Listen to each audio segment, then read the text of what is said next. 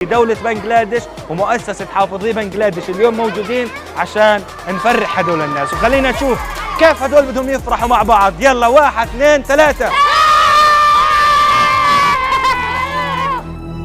Israeli আগ্রাসনের শুরু থেকে গাজায় নির্যাতিতদের জন্য সাহায্য সামগ্রী পাঠিয়ে আসছে Hafezi charitable society of Bangladesh, যা ঘরে ঘরে পৌঁছে দিতে কাজ করছেন স্থানীয় একদল স্বেচ্ছাসেবক।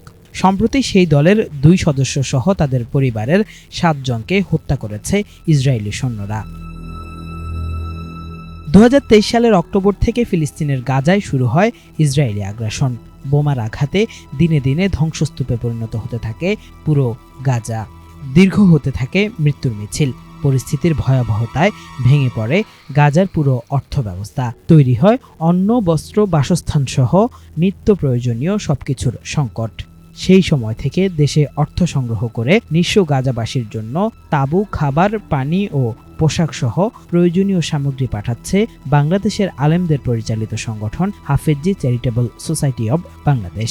সেই সাহায্য পৌঁছে দেওয়াই কাল হয়েছে এই 2 স্বেচ্ছাসেবকের। তবে অন্য স্বেচ্ছাসেবকদের নিরাপত্তার স্বার্থে 2 শহীদ স্বেচ্ছাসেবকের নাম পরিচয় প্রকাশ করেনি সংস্থাটি। আমাদের বাংলাদেশি ছাত্র যারা মিশরের আল আজহার বিশ্ববিদ্যালয়ে অধ্যয়নরত আছে, তাদের মধ্যে কিছু স্বেচ্ছাসেবী ভাই আছে, তাদের মাধ্যমে আমরা সরাসরি ফিলিস্তিনের গাজা ভূখণ্ডের মধ্যে যারা বসবাস করছে তাদের কাছে আমরা সরাসরি টাকা পাঠাচ্ছি। এবং সেখানে আমাদের একটি স্বেচ্ছাসেবক টিম তৈরি হয়েছে, প্রায় 18 সদস্য বিশিষ্ট একটি স্বেচ্ছাসেবক টিম তৈরি হয়েছে।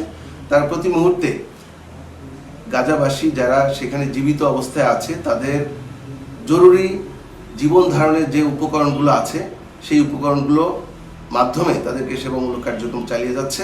আমাদের স্বেচ্ছাসেবক টিম তারা জীবনের ঝুঁকি নিয়ে, শহীদি তামান্না নিয়ে সেখানে সেবামূলক কার্যক্রম চালিয়ে যাচ্ছে। ইতিমধ্যে আমাদের 2 জন স্বেচ্ছাসেবক ভাই তাদের পরিবারের সদস্য সহ প্রায় 7 জন শহীদ হয়ে গেছে। আল্লাহ তাআলা তাদেরকে জান্নাতের উঁচা মাকাম দান করুক। সংস্থাটি বলছে তাদের 2 স্বেচ্ছাসেবকের মৃত্যু হলেও এখনও অব্যাহত রয়েছে সহায়তা কার্যক্রম। বিধ্বস্ত গাজায় বাসস্থান সংকট চরম আকার ধারণ করায় এখন খাবার ও পানির পাশাপাশি সবচেয়ে বেশি প্রয়োজন হচ্ছে তাঁবু নির্মাণ। তাই এখন তাঁবু নির্মাণেই সবচেয়ে গুরুত্ব দিচ্ছেন তাদের স্বেচ্ছাসেবকরা। তবে এই কাজে প্রয়োজন বিপুল পরিমাণ অর্থ।